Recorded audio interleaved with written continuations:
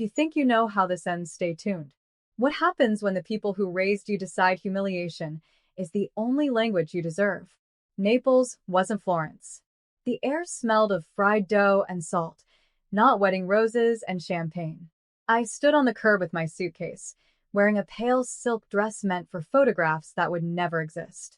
My phone lit up, not with love, but venom. LOL, didn't want to invite you. My brother typed, as if my absence were a joke worth $77,000. Then came Mom's dagger. Stop faking confusion, it's your fault. It wasn't just rejection. It was annihilation. Every receipt, every deposit, every midnight call where I handled his chaos, it meant nothing. I had been nothing but a wallet with a heartbeat. I wandered the narrow streets, dragging my suitcase across uneven stone, each wheel catching like my breath. The Vesuvian skyline loomed, but I felt smaller than ever. I thought of Mom, her voice dripping disdain, her habit of protecting him no matter what. I thought of how she had once said, family means loyalty. I realized then, she never meant me, but pain is an architect. It builds resolve where once there was only trust. So when I booked my ticket home, I didn't just pack clothes. I packed intention. Because this story wasn't going to end in Naples. This story would end with a courier ringing her doorbell, and with her begging me to listen. The courier's knock was only the beginning. But before I tell you what was inside that towering package, I need you to understand how deep the rot ran, how carefully they carved me out of their perfect picture. Back home, Florence lit up my brother's smile in glossy photos posted everywhere. White roses, golden chandeliers, their arms linked in silk and champagne. His bride looked radiant, but I couldn't see her beauty without seeing my own bank account drained into her gown, her venue, her fantasy. $77,000. My contribution wasn't written in the program, wasn't mentioned in their toasts. I was a ghost sponsor, erased, ridiculed, discarded. Mom liked it that way. She'd always treated me like a shadow, and my brother like a crown prince. At family dinners, she'd laugh at his smallest jokes, beam at his stories, while my words slid off the table like crumbs brushed to the floor. This time, she'd gone further, helping him humiliate me in another country, dismissing me with a cruel text. Your fault. Always my fault. So I sat in my apartment, the silence pressing against me, scrolling those pictures until they blurred. My phone buzzed again, friends tagging me, asking, "Why aren't you there?" Their confusion was its own humiliation. I didn't reply. Instead, I went online late into the night, searching for something precise. Not flowers. Not jewelry. Not even money. No, something weightier. Something that couldn't be ignored when it arrived at her door. The moment I clicked confirm order, I felt the tiniest shift in the air, like justice had exhaled.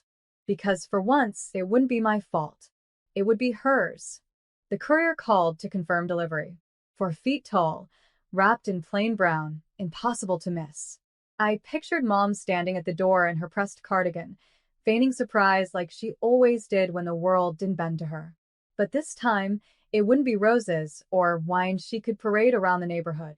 This time, she would have to look at herself. The irony was delicious. She trained me to plan, to organize, to handle every detail so my brother could shine. She never realized those same skills could be sharpened into a weapon. My weapon wasn't loud.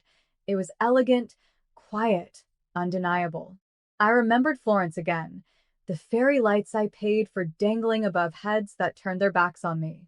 Their laughter haunted me like a hymn of exclusion. I replayed Mom's words. Stop faking confusion. I could almost hear her voice cracking when she realized the courier wasn't bringing her admiration, but revelation. At work, I answered emails with a calm face, while beneath the desk my leg trembled with anticipation. Nights blurred into dawns as I waited, checking the delivery tracker like a countdown to truth. The morning it arrived, my phone buzzed, not with her dismissal, not with her disdain, but with her trembling voice. Tears clogged her throat. "Can I please pay you back?" she whispered, as if the weight of the box had finally crushed her arrogance. I didn't answer right away. I let silence stretch, because silence had always been my role in this family. But now silence was hers to choke on. And I smiled because for the first time, she understood the cost of erasing me. The courier had delivered more than a package. It had delivered a mirror. Her call didn't end with that plea. It spiraled. She sniffled, stammered, tried to backpedal in ways I'd never heard from her before. You know I didn't mean it. It was a misunderstanding. Your brother just thought it would be funny. Lies poured out of her like cheap perfume, sickly sweet, meant to mask the stench of betrayal. But I'd learned the truth. When people show you who they are, believe them. She had shown me for 25 years. My brother too. And now, finally, they couldn't outrun the reflection sitting in their living room, 4 feet tall, sealed in polished wood, with a plaque engraved just for them. It wasn't a threat. It wasn't violent. It was symbolic. Inside was every receipt, every floral invoice, every catering contract with my signature on the bottom, stacked neatly, ribbon-bound, displayed like an art installation of sacrifice. My $77,000 transformed into a monument of their shame. I pictured Mom lifting the lid, her face draining of color as those papers confronted her. Each page was proof, each dollar a reminder that I was the silent architect of their grandeur. And they had laughed me into exile. The beauty was in the undeniability. She couldn't crumple it up. She couldn't call it confusion. The courier had set it down in her living room like judgment itself. When she whispered again, "Please, let us fix this," I finally answered. My voice was steady, calm. The voice of someone who no longer begged for a seat at their table. "I don't want it fixed," I told her. "I want it remembered." The line went quiet, and in that silence, I heard her walls crack. The silence on the line lingered so long, I thought she'd hung up. But then I heard it, a shaky breath, the kind of sound you make when the ground beneath you finally shifts. For the first time in my life, Mom wasn't the one towering over me. She was the one looking up, struggling to find her balance. I leaned back in my chair, letting her discomfort wash over me. All those years she brushed off my tears, mocked my feelings, excused my brother's cruelty. This was her reckoning, and I didn't need to raise my voice. Finally, she spoke. "What do you want from me?" The question carried both fear and defeat. I almost laughed. For years I had wanted her approval, her warmth, her recognition. But hearing her ask now, stripped of power, I realized I didn't crave those things anymore. What I wanted was much simpler and far more powerful. "I want you," I said slowly, "to understand what it feels like to be invisible until someone needs your money." She gasped, and I knew the papers had done their work. The courier hadn't just delivered receipts, it had delivered a truth she couldn't escape. That night, my brother texted me for the first time since Florence. Gone was the smug cruelty. His message was panicked, desperate. "Please don't ruin us. I'll pay you back. Just tell me what to do." I stared at the screen, the irony burning brighter than any chandelier at his wedding. For once, he was the one begging me. For once, I held the strings. And I wasn't planning to let go. His texts came in waves. First apologies, then excuses, then bribes disguised as promises. "I'll send you half tonight. Please, Alyssa, don't tell anyone." You don't understand how stressed I was. But I did understand. I understood perfectly. Stress was never an excuse when it was mine. Only when it was his. My whole life had been a collection of moments where my needs were minimized, my sacrifices erased, my loyalty ridiculed. Now, every message he sent felt like a confession he didn't know he was writing. I didn't reply. Not yet. Instead, I let him stew in the silence, just as I had been forced to stew in humiliation walking through Naples with my useless dress and worthless ticket. Meanwhile, Mom tried again. She called at odd hours, her voice smaller each time. "We can fix this as a family." Family. The word rolled off her tongue like it meant something. I wanted to scream. Where was family when I was alone in a foreign city? Mocked as your punchline? But I didn't scream. I didn't even raise my voice. Revenge wasn't rage, it was restraint. It was holding the line while they squirmed under the weight of their own choices.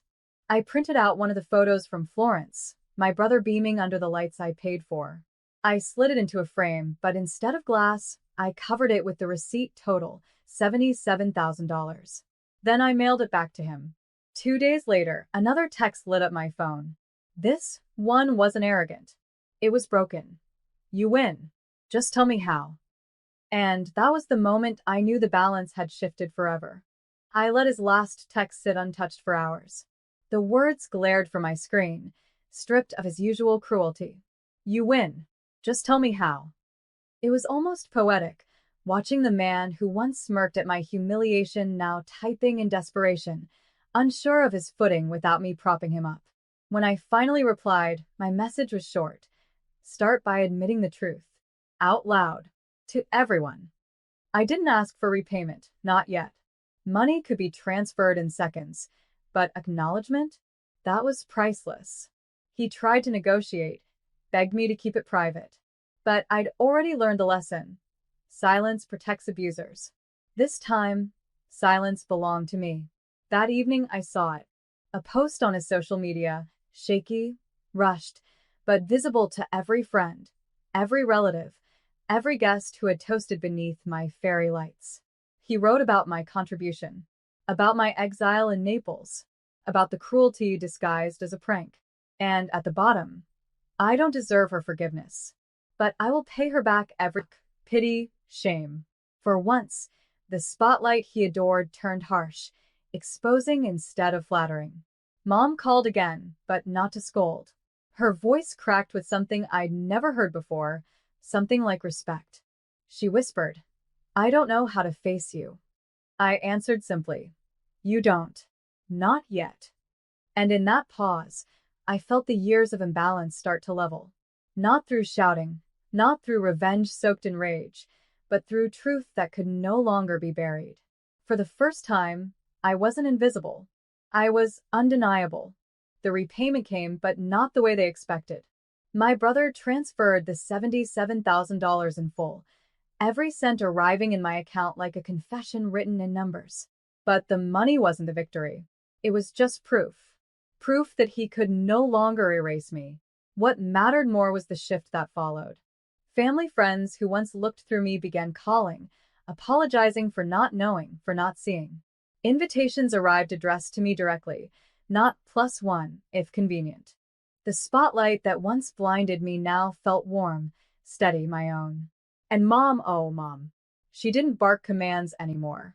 Her voice, once sharp enough to cut, softened each time we spoke. She stopped pretending, stopped making excuses. She asked questions instead, hesitant ones, as if learning a language she'd never bothered to study. The language of respect.